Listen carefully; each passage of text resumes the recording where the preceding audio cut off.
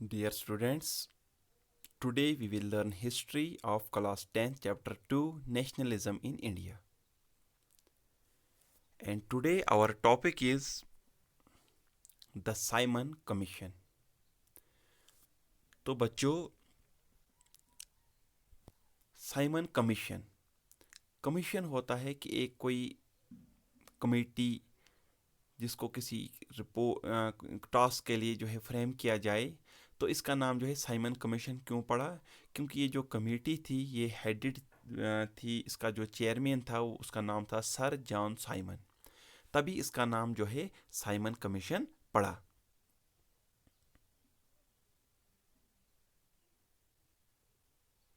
It was a commission appointed by British government in order to suggest constitutional changes in Indian governance।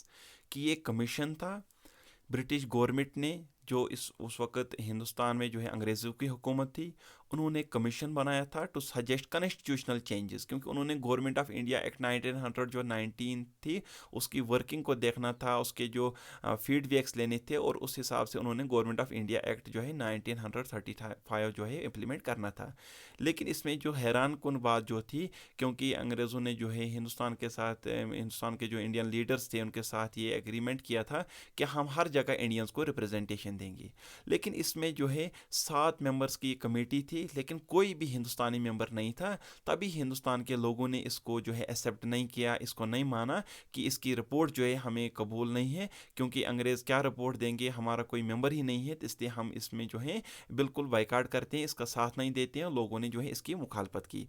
The commission was named so because it was headed by sir John Simon. जैसे कि मैंने आपको पहले ही भी बोला कि इसका जो हेड था, इसका जो चेयरमैन था, उसका नाम था सर जॉन साइमन, तभी इसका नाम जो है साइमन कमीशन पड़ा। It did not have any Indian member, इसका कोई हिंदुस्तानी मेंबर नहीं था। It arrived in India in 1928, ये 1928 में जो है हिंदुस्तान में पहुंचा। And faced protest slogans of go back Simon, और हर जगह जो है नारेबाजी चली, हिंदुस्तान के हर कोने में जहाँ पे भी सर जॉन साइमन और उसकी टीम गई, वहाँ पे लोगों ने जो है नारे दिए, स्लोगन्स दिए, डिमॉन्स्ट्रेशन की, प्रोटेस्ट की। और क्या नारे लगने लगे, ब्लैक कार्ड शो किए और गो बैक साइमन कि साइमन आप वापस जाओ, हमें आपकी रिपोर्ट, आपका जो है कमीशन जो है ये मंजूर नहीं है। तो जैसे कि मैंने आपको बोला, इसका जो हेड था वो था सर जॉन साइमन। ये वो उसकी पिक मैंने आपको दिखाने की कोशिश की है कि इसका नाम जो है साइमन कमीशन क्यों पड़ा। The Congress and the Muslim league jointly demonstrated against it. Congress और मुस्लिम लीग जो है उस वक्त की लीडिंग जो पार्टियां थी, दोनों ने इसके खिलाफ काम शुरू किया, इसकी खिलाफ वर्जी की, इसको नहीं माना। Lord Irwin announced a vague dominion status for India to quell the movement, leading to a round table conference in 1929। जो उस वक्त जो है गवर्नर जनरल जो था इंडिया का, वो था लॉर्ड इरविन। तो उसने एक डोमिनियन स्टेटस की बात की कि हिंदुस्तान के लोगों को हम कुछ खुद मुख्तारी देने की कोशिश करेंगे, ताकि ये मूवमेंट जो है, ये जो एक बगावत शुरू हुई, इसको हम किसी हद तक कंट्रोल कर सकें। और उसके बाद जो है उसकी वजह से एक राउंड टेबल कॉन्फ्रेंस जो है फिर जो है बुलाई गई, तो 1929 में। अब जो है कि साइमन कमीशन के जो मेन पॉइंट्स मैंने डिस्क्राइब करने की कोशिश की है, जो एग्जामिनेशन पॉइंट में आप लिख सकते हो। The commission had 7 members but no Indian member. ये जो कमीशन है इसके 7 मेंबर थे, लेकिन कोई भी हिंदुस्तानी नहीं था। The British appointed Simon commission इन 1927। अंग्रेज़ों ने ये कमीशन अपॉइंट किया 1927 में। But the commission under chairmanship of sir John Simon reached India in 1928। लेकिन ये जो कमीशन है सर जॉन साइमन की चेयरमैनशिप में, उसके सरबराही में, ये हिंदुस्तान में 1928 में पहुंचा।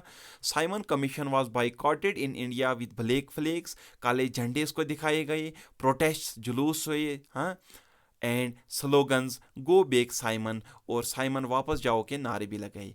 और अब ये है कि ये जो गोबेक साइमन जो है, या साइमन गोबेक, ये टर्म जो है ये किसने क्वाइन की थी? तो ये quit India and Simon go back slogans were coined by lesser known hero of India struggle for freedom, Yusuf Meherally. Yusuf Meherally एक इंडियन फ्रीडम स्ट्रगलर था, उसी ने ये दोनों टर्म्स जो है ये क्वाइन की थी, क्विट इंडिया एंड साइमन गोबेक। लेकिन जो है ये साइमन गोबेक की मुहिम जो है जो आगे चलाई, उसका जो हीरो था वो हमारे देश का एक बहुत बड़ा जो मिसाल लीडर है, नेशनलिस्ट लीडर, एंड उसका नाम था लाला लाजपत राय। तो Lala Lajpat Rai led one such procession against Simon commission. Lala Lajpat Rai ने भी एक मुहिम शुरू की, प्रोसेशन, जलसे जुलूस शुरू किए इस साइमन कमीशन के खिलाफ। He slogan was Simon go back. उसका स्लोगन जो था कि साइमन वापस जाओ, Simon go back. While the procession was peaceful, उसकी जो प्रोसेशन थी, उसका जो तरीका था वो पीसफुल, अमन पसंदाना था। ब्रिटिश गवर्नमेंट ब्रूटली लाठी चार्ज द प्रोसेशन। अंग्रेज़ों ने इस प्रोसेशन, इस जुलूस पे जो है लाठीचार्ज की, इनको अंधाधुंध जो है मार पिटाई की। लाला लाजपत राय रिसीव्ड सेवरल हेड इंजरीज। लाला लाजपत राय को जो है हेड इंजरीज हुई एंड डाइड ऑन नवंबर 1928। और नवंबर 17 1928, नवंबर 17 1928 में जो है लाला लाजपत राय जो है शहीद हो गई देश के लिए, और इस तरह से उन्होंने अपनी जान जो है इसके लिए दे दी। In 1930, the commission published its two-volume report known as the Simon Report। तो 1930 में जो है इस कमीशन ने जो है अपनी एक रिपोर्ट दे दी जो 2 वॉल्यूम में छपी, उसका नाम था साइमन रिपोर्ट। तो आइए हम एक कोशिश करेंगे, हम एक छोटी सी वीडियो वॉच करेंगे ताकि हम इस साइमन कमीशन को जो है अच्छे से समझ सकें। तो मेरी एक छोटी सी एक कोशिश है कि आपको एक वीडियो दिखाऊं। तो dear viewers, let's watch the video. होती है गवर्नमेंट ऑफ इंडिया एक्ट 1919 से, जिसे मॉन्टेगू कैम्सफोर्ड रिफॉर्म भी कहा जाता है। इस एक्ट की खास बात यह थी कि इस एक्ट के द्वारा ब्रिटिश गवर्नमेंट ने इंडियन एडमिनिस्ट्रेशन में इंडियंस के पार्टिसिपेशन को इंक्रीज करना शुरू कर दिया था। और साथ ही ब्रिटिश गवर्नमेंट ये भी प्लान कर रही थी कि ग्रेजुअली यानी धीरे धीरे इंडिया को एक रेस्पॉन्सिबल गवर्नमेंट की तरफ लेकर जाया जाएगा। इसी एक्ट ऑफ 1919 में एक प्रोविजन ये भी था कि इस एक्ट के लागू होने के 10 साल के बाद यानी 1929 में एक कमीशन अपॉइंट किया जाएगा जो मॉन्टेगू कैम्सफोर्ड रिफॉर्म के इम्पैक्ट और प्रोग्रेस को एग्जामिन करके एक फर्दर कॉन्स्टिट्यूशनल रिफॉर्म्स क्या क्या होने चाहिए ये प्रपोज और रिकमेंड करेगा। 1927 में लॉर्ड बिर्किनहेड सेक्रेटरी ऑफ स्टेट थे और उन्हीं की देखरेख में 1927 में इस कमीशन को सेटअप किया गया। मुझे जो सही लगता है मैं करता हूँ, वो चाहे भगवान के खिलाफ हो या फिर पूरे सिस्टम के खिलाफ क्यों ना।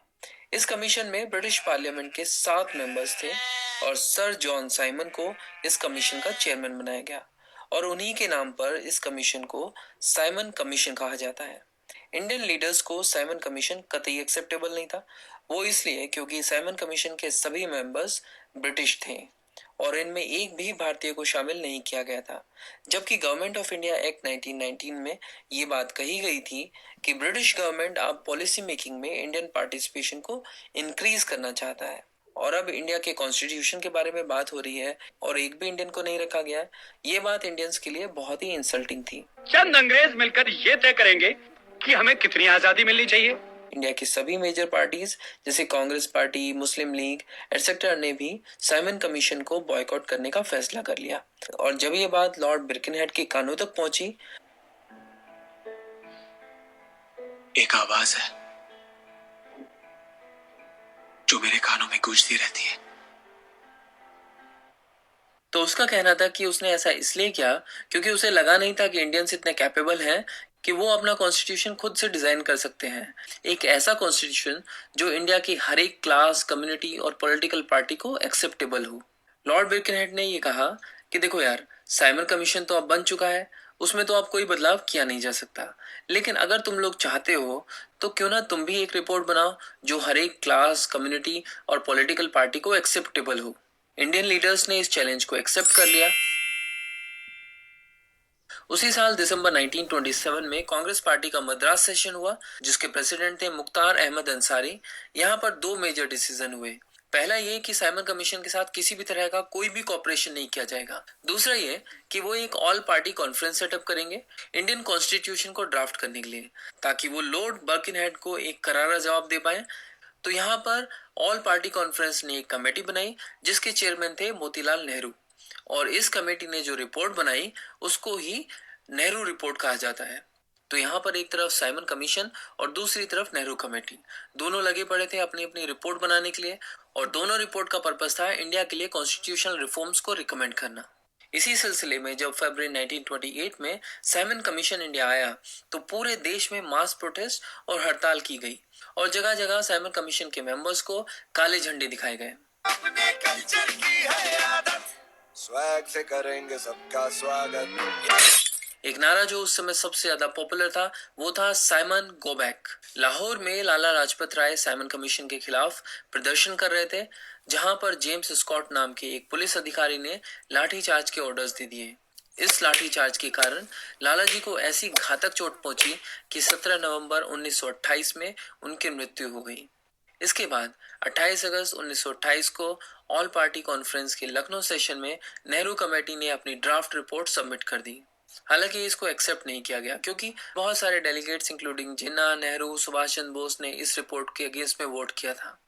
एक्चुअली हुआ क्या कि नेहरू रिपोर्ट में डोमिनियन स्टेटस की मांग की गई थी, जिससे जवाहरलाल नेहरू और सुभाष चंद्र बोस नाराज थे क्योंकि उनके हिसाब से ये एक कदम पीछे बढ़ाने वाली बात थी। इसीलिए जवाहरलाल नेहरू और सुभाष चंद्र बोस ने मिलकर अप्रैल 1928 में एक नई ऑर्गेनाइजेशन शुरू की जिसका नाम था इंडिपेंडेंस ऑफ इंडिया लीग।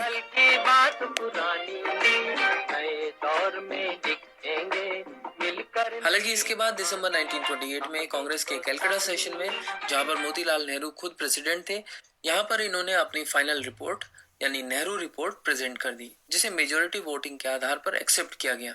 हालांकि यहाँ पर भी मांग डोमिनियन स्टेटस की थी। क्या लाए हो धौलिया? ब्रिटिश गवर्नमेंट को यह बताया गया कि इंडियंस जो है वो रिपोर्ट के साथ रेडी हैं और ये रिपोर्ट ब्रिटिश गवर्नमेंट को देने के साथ साथ ब्रिटिश गवर्नमेंट को एक अल्टीमेटम भी दे दिया गया कि भैया अगर ये रिपोर्ट 1 साल के अंदर अंदर यानी 31 दिसंबर 1929 तक एक्सेप्ट नहीं की गई तो अंजाम बुरा होगा और ऐसी स्थिति में आप एक नए मूवमेंट के लिए तैयार रहना। तो सिचुएशन ये है कि इंडियन लीडर्स ने नेहरू रिपोर्ट ऑलरेडी सबमिट कर दी है, लेकिन उधर साइमन अभी भी रिपोर्ट कंप्लीट नहीं कर पाए थे। इस सिलसिले में एक बार फिर 1929 में साइमन कमीशन इंडिया आता है।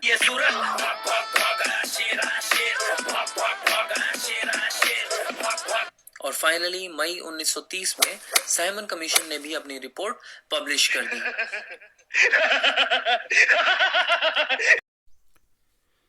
तो डियर स्टूडेंट्स, आपने साइमन कमीशन की वीडियो भी देखी। इसका मतलब आपको समझ आया होगा कि साइमन कमीशन जो है ये had 7 members but no Indian. The British appointed Simon commission 1928 under the chairmanship of sir John Simon. तभी इसका नाम जो है साइमन कमीशन पड़ा, क्योंकि इसके हेड जो है चेयरमैन सर जॉन साइमन थे। साइमन कमीशन जहाँ भी इंडिया में गया हर जगह इसको प्रोटेस्ट हुए, ब्लैक फ्लैग सिखाए गए, गो बैक साइमन के नारे लगाए गए। लाला लाजपत राय जो है उनकी मृत्यु, उनकी जो है हत्या की गई, वो शहीद हो गए देश के लिए इंडिया स्ट्रगल फॉर फ्रीडम में। इसी साइमन कमीशन के अगेंस्ट जब उन्होंने अपनी मिसाल एजिटेशन शुरू की। तो thank you students, thank you for watching, stay home, stay safe.